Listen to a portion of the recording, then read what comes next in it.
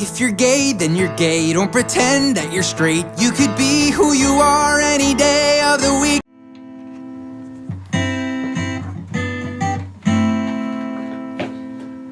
Got off the plane at LAX with a clean slate ahead. No more cardboard girlfriends, I hope that never happens again.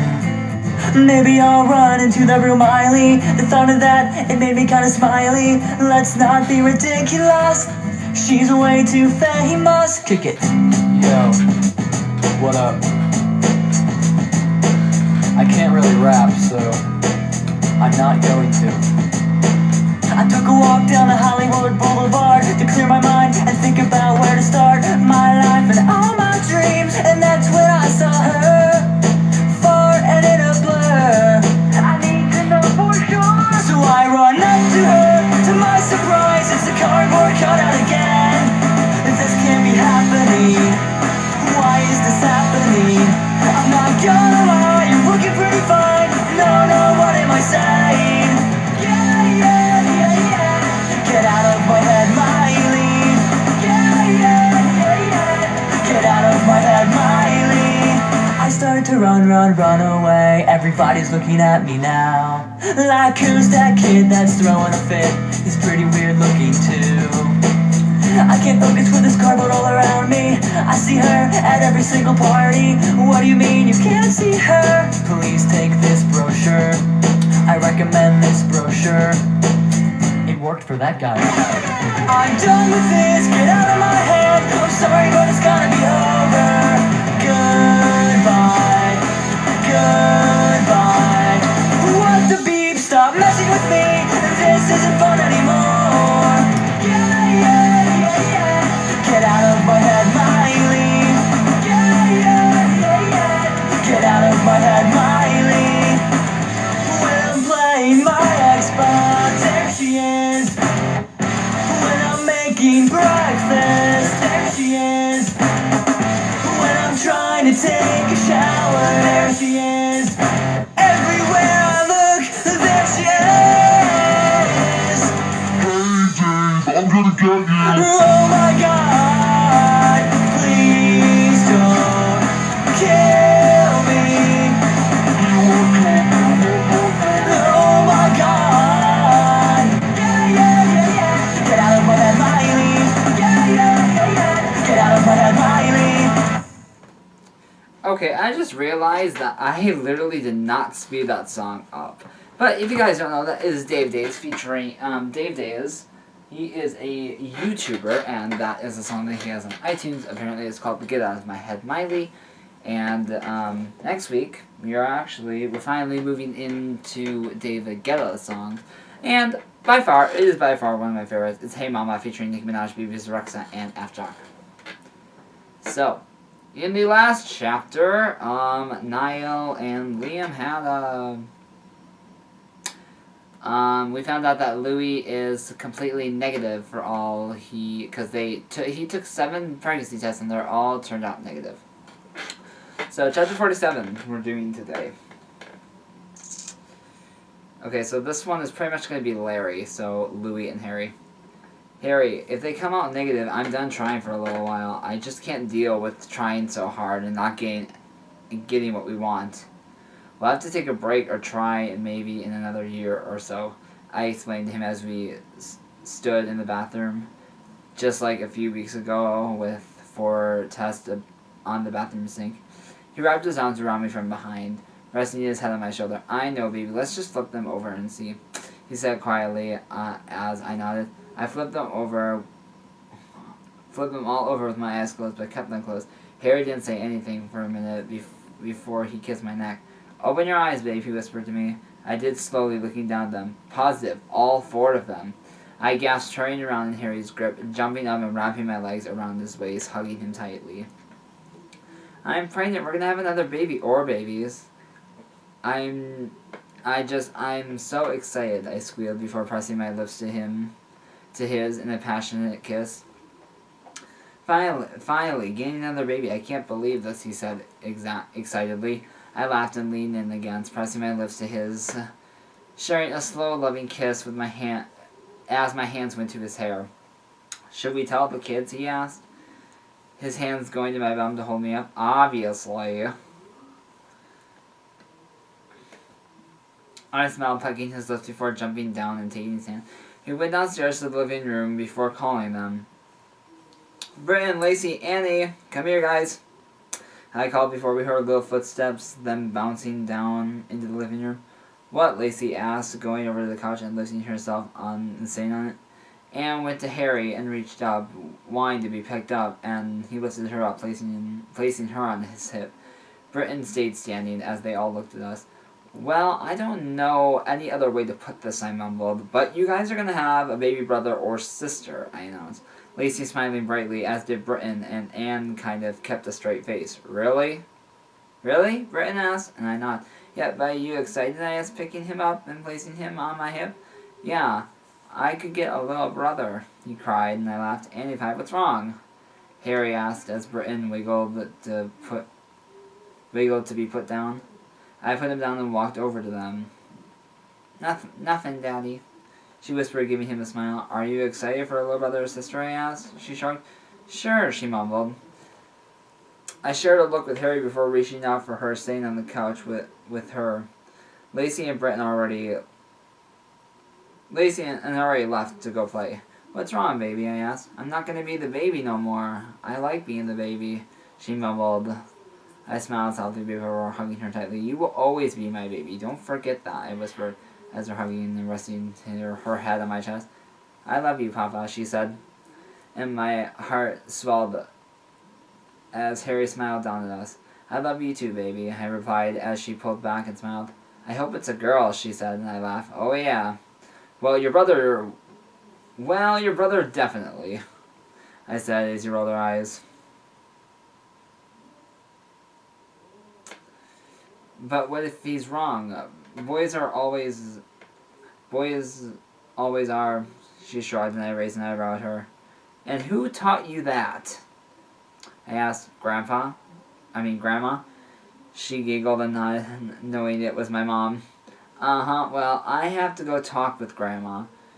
You go play with your brother and sister, I said, kissing her forehead and hugging her once more. Okay, bye. She hopped off my lap, running off. What a handful, Harry sighed, sitting on the couch and putting an arm on the back of it behind me. Well, it's Annie for you. I laughed, calling into the side. Let's call Liam and their baby. Tell them the news. Nice one of you. Next day, we're gonna go to Uncle Lou and Harry's place. I held him on my hip and walked to the bedroom. He had a block in his hands and he was playing with it, and I set him on the changing table. I changed his diaper, putting the dark blue polo shirt on him along with khaki pants, and brushed his brunette wavy hair so it looked near. You're such a handsome boy, I said happily, grabbing his hands and pulling him into the same position. You look just like your daddy, I said, fondly picking him up and hugging him tight to my chest as he giggled. He gasped and then pulled away to see him looking at the ground. I looked down as he dropped the block and put his hands up. Uh-oh, he chanted, making me laugh. Block, Papa, uh-oh. His eyes were wide, and I leaned down carefully and grabbed it and giving it back to him. Block, he yelled, holding it out. I laughed at his cuteness. Let's go see what Daddy's doing, I said as he got focused on the block again. Putting the corner of it in his mouth, but then he pulled away. I chuckled as I went and walked downstairs to see Liam on the couch and Barbara at his feet. I smiled. He behaving, eh? I asked. He looked over, then down back at Barbara and smiled. Yep, and only 2 weeks of obedience school, he nodded as I sat on the couch next to him. He wrapped his arms around my waist as he slumped a bit into the couch cushions. Louis called. He wants us to come over because he has news. I cannot read today. Louis called us. They want us to come over because he has some news to share. I filled him in as he nodded, getting up on the couch and stretching his muscles. I smiled at the tight white t-shirt that he was wearing, hugging his body nicely. You could see the six-pack right through it. He also has light blue jeans on and a black belt. Your outfit's hot today, I commented as he turned around smirking at me. Thanks, babe. Let me go fix my hair, then we can go, he started. Walking away, and I smiled after biting my bottom lip. He left. It only took him about 10 minutes to gel back his hair, and he had a bit of stubble that made him look extremely sexy. Then he grabbed his keys, put on some sunglasses, as the weather was getting a little warmer and the sun was brighter. Let's go, babe, he moved his head and to have me concerned as I stood. Should we put him in the crate? I asked, looking towards Brower. He looked at him, nodding slowly. Yeah, I don't trust him, he said as Brower tilted his head to the side with his ears perked up. Brower, come here, boy, he called, and he just looked at him. Brower, here, now, he said more sternly, and he got up and walking towards Liam with his head down. Great, he said, pointing at the open crate, and he walked toward it slowly. Then he locked the door to it and smiled. Good boy, he said before looking towards me and reaching out for my hand. We walked out of the car. I strapped Max into his car seat. I think it's Binky, he asked. Shit, I cursed. What's wrong? Liam asked in the front seat. His Binky's inside, I sighed, as his lips wobbled for my eyes got teary. No, Max, I'll go get it, I sighed, leaning in and kissing his forehead. He sniffled, making my heart break. I ran up to the front, unlocking the door. I looked through the nursery and smiled once I found it on the floor by his crib. Then I locked the flat again and ran down to the car again. Max was still whimpering and whining, but when I turned around in my seat to show it to him, he reached out for it and I smiled. I handed it to him as he collared it closely. Oh, I think it's Blanky he's trying to say, holding it to his face, I think. He looked at the window at the passing trees and buildings before we got to Louie and Harry's place. We got out of the car and Liam got Max and I placed him on my hip. Hot, Dad, I commented with a wink. He chuckled and walked through the place. When we got there, I knocked on the door. Louis opened it with a huge smile on his face. Niall, Liam, come in. He waved up in before we went in the living room. Maxie boy, he said happily, taking him from Liam and blowing a raspberry in his cheek, making him squeal and giggle. Why so happy? I asked Harry as I spotted him on the couch that sat next to him. I'm happy because, well, he trailed off, placing Maxwell on the ground.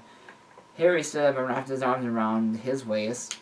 We're expecting again. I'm pregnant, he squealed, and I jumped. Congrats, guys, I laughed, hugging him. Yeah, congratulations, Liam replied as Max walked over to him and pulled on his pant leg, calling him to get his attention. Daddy, Daddy, he repeated over until he picked him up. Thanks, I honestly can't believe it. Trying for almost a year and getting nothing, and then, gosh, I'm just so happy, Louie said, practically jumping up and down with excitement. Did you tell the triplets? Did they take them all? I asked. And he nodded. Annie wasn't so fond about it from the beginning, but we talked to her, and now she can't wait. He explained, and on Liam walking over. Where are they? He asked. Upstairs playing, Louie said, and I nodded. I tell them Max is here.